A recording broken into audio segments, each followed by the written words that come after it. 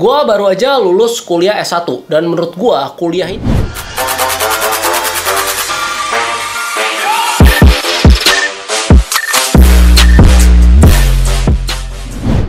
welcome back with DNSSL. Seneng banget bisa ngobrol bareng kalian lagi di video kali ini. Gimana keadaan kalian? Semoga dalam keadaan yang baik, sehat, dan luar biasa ya tentunya. Nah, di video kali ini gue akan bahas satu topik yang memang udah jadi requestnya kalian nih, udah sering banget, yaitu mengenai kuliah itu penting atau enggak sebenarnya. Nah, gue baru mau bikin video ini karena kebetulan gue baru lulus saja, baru selesai kuliah S1 gue.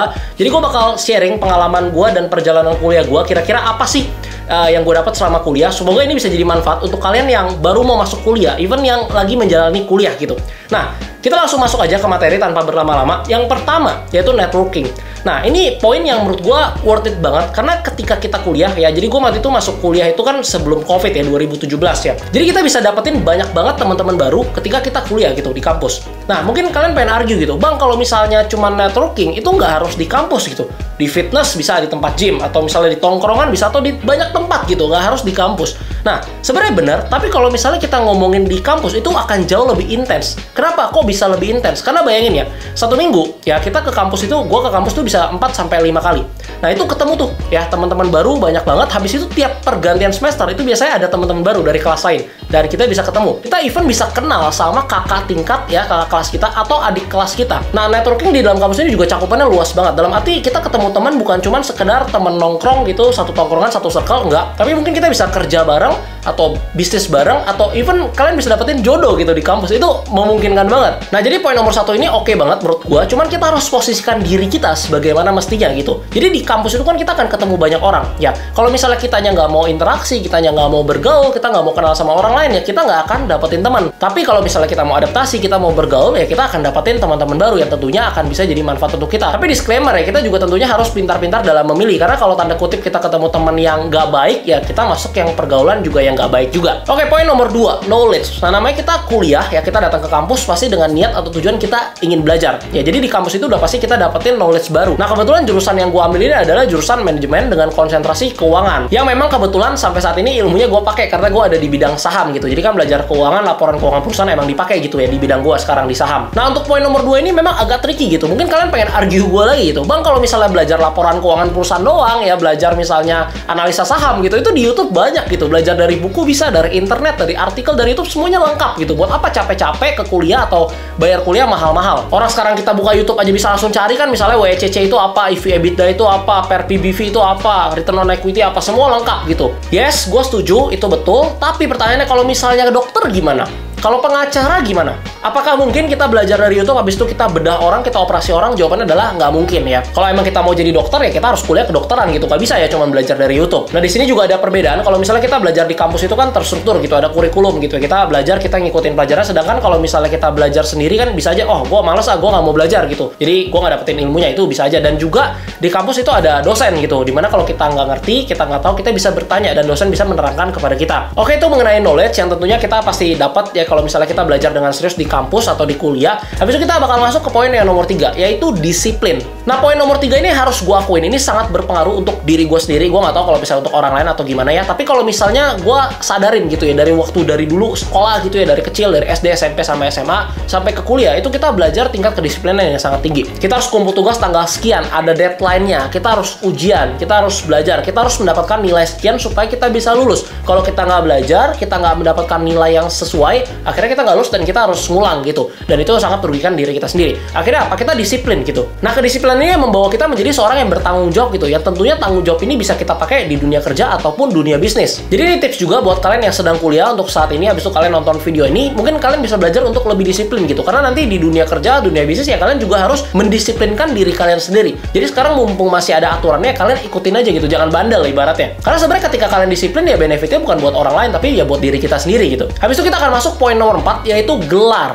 Nah, sebenarnya poin nomor 4 ini yaitu gelar, konteksnya itu mirip sama poin yang nomor 2. Yaitu dimana sebenarnya tergantung di bidang apa gitu. Kalau misalnya zaman sekarang gitu ya, kita kerja kayak banyak karyawan gue yang mungkin belum lulus kuliah atau even nggak kuliah gitu, tapi skillnya ada, attitude-nya bagus, ya gue terima dan kerjanya beres gitu. Dan akhirnya ya gue puas juga. Nggak harus yang kayak misalnya S1 atau S2, ya nggak harus gitu. Yang penting kerjaannya bisa beres dan attitude-nya baik. Tapi yang perlu kalian lihat, ini nggak semua gitu. Nggak semua perusahaan gitu akan menerima karyawannya yang nggak punya ijazah gitu. Mungkin sebagian udah, tapi tapi sebagian mungkin belum. Mungkin masih banyak perusahaan yang memiliki kriteria untuk jabatan-jabatan tertentu, let's say direktur atau manajer itu ada minimum qualification bahwa mereka harus S1 misalnya, atau harus S2 dan lain-lain. Jadi kalau emang kalian punya impian atau cita-cita bekerja di suatu perusahaan yang memang memiliki kriteria seperti itu, ya kalian mau nggak mau harus kuliah gitu. Karena kalau nggak ya kalian nggak bisa diterima di company-nya. Tapi buat lu yang mungkin sekarang lagi merintis usaha, dagang, atau bisnis gitu ya, mungkin gelarnya emang nggak kepake. Tapi kalau ilmunya, nih gue cerita dikit ya ke kalian. Jadi dulu ya cici gue itu sempat kuliah di Aussie ya, di Sydney. Nah, apakah sekarang dia kerja di perusahaan? Jawabannya adalah enggak gitu. She made her own business gitu. Dia jadi seorang entrepreneur. Mungkin kalau misalnya orang luar lihat gitu ya, nggak kenal gitu ya, lihat cici gue berarti sia-sia gitu ya, udah buang-buang waktu, buang-buang duit, kuliah mahal-mahal,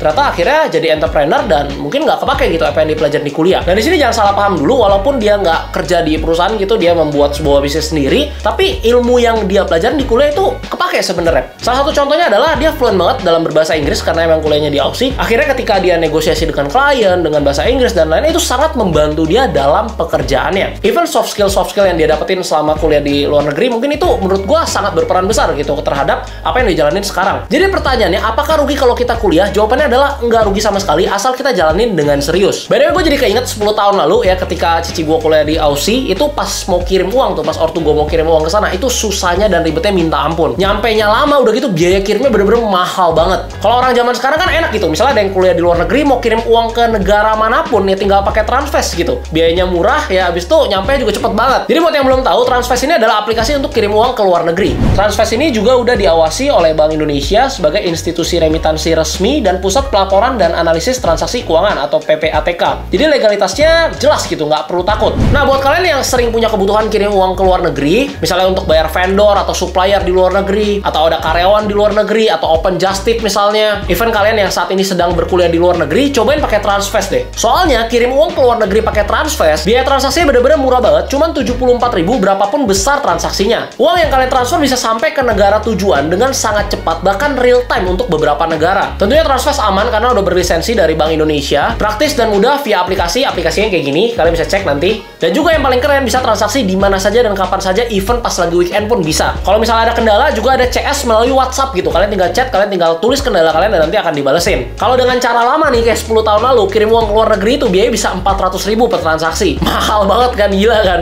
Ini misalnya kita coba ya, hitung ya, misalnya kita kirim uang ke luar negeri siap sebulan sekali gitu, habis itu selama 12 bulan berarti kan 400.000 kali 12, 4.800.000. Selama 3 tahun berarti 14,4 juta, bayangin. Gede banget kan, itu cuma biaya transaksinya doang loh padahal. Mendingan kan uang segitu diinvestasiin aja ke saham tiap bulannya, lumayan banget kan, malah dapat cuan. Jadi mendingan yuk cobain kirim uang dengan cara baru bersama Transfast. Kirim uang ke luar negeri cepat, aman, tentunya Transfast jawabannya. Nanti pas kalian daftar di Transfast, jangan lupa masukin kode referral Dennis_LL supaya kalian dapetin bonus free biaya transaksi. Untuk linknya udah gue taruh di deskripsi, jadi langsung klik aja, download, dan jangan lupa pakai kode referral gue. Oke, kita lanjut yuk kesimpulan. Jadi, kuliah itu sebenarnya penting atau enggak? Jawabannya adalah tergantung tujuannya. Kalau hari ini emang pengen jadi dokter misalnya, pengacara, atau bidang-bidang lainnya yang memang membutuhkan pendidikan formal untuk mendapatkannya, ya harus kuliah. Berarti kuliah itu sangatlah penting untuk hal tersebut. Terus gimana kalau misalnya bidang-bidang lainnya? Kalau kalian emang merasa bisa belajar dari luar, dari internet, dari buku, dan lain-lain, kalian bisa improve kualitas atau skill kalian tanpa pendidikan formal, ya boleh-boleh aja, sah-sah aja gitu. Tapi ingat, kalian harus tetap belajar, karena belajar itu adalah hal yang sangat penting. Jadi ini menurut gue pribadi, kalau memang lo punya akses untuk kuliah, ortu juga punya uang dan udah siapin uangnya, dan mereka juga pengen lihat anaknya lulus jadi seorang sarjana, ya mendingan lo kuliah aja gitu. Tapi kalau misalnya emang kondisinya nggak ada akses, mungkin ortu juga belum siapin biayanya, nggak ada uang, jangan maksa gitu, jangan sampai pakai pinjaman gitu, paksain buat kuliah yang ada nanti jadi berantakan takutnya. Atau misalnya kalau ada opportunity cost gitu, kalau misalnya sekarang lo ada dagang, usaha, atau bisnis yang emang udah jalan, kan sayang kan bisnis yang emang udah bagus, yang bisa jalan, tapi karena lo maksain untuk kuliah, akhirnya bisnisnya jadi nggak bisa growth lagi. Jadi ya mendingan nggak usah dipaksain. Jadi intinya balik lagi, sesuaiinlah dengan kondisi masing-masing. Kalian kondisinya seperti apa, ya baru kalian tentuin keputusannya seperti apa. Oh ya, disclaimer ya, video ini bukan rekomendasi untuk kalian jangan kuliah gitu, atau kalian harus kuliah, enggak. Ini pilihannya tetap ada di tangan kalian. Jadi ini cuma video sharing pengalaman pribadi gue, dan menurut gue gimana sih sebenarnya kuliah itu bermanfaat atau enggak. Nanti kalian coba komen dong di kolom komentar kalau kalian sedang kuliah sekarang misalnya, atau kalian baru mau masuk kuliah, kalian bingung, nanti kita diskusi di kolom komentar. Oke, sampai di sini aja videonya. Kalau kalian pengen request video tentang apapun, langsung komen di kolom komentar. Jangan lupa like video ini, share ke teman kalian, dan jangan lupa subscribe supaya channel ini bisa terus berkembang dan bisa mengedukasi masyarakat Indonesia. Oke, thank you teman-teman semua. Sampai jumpa di video berikutnya. Salam cuan.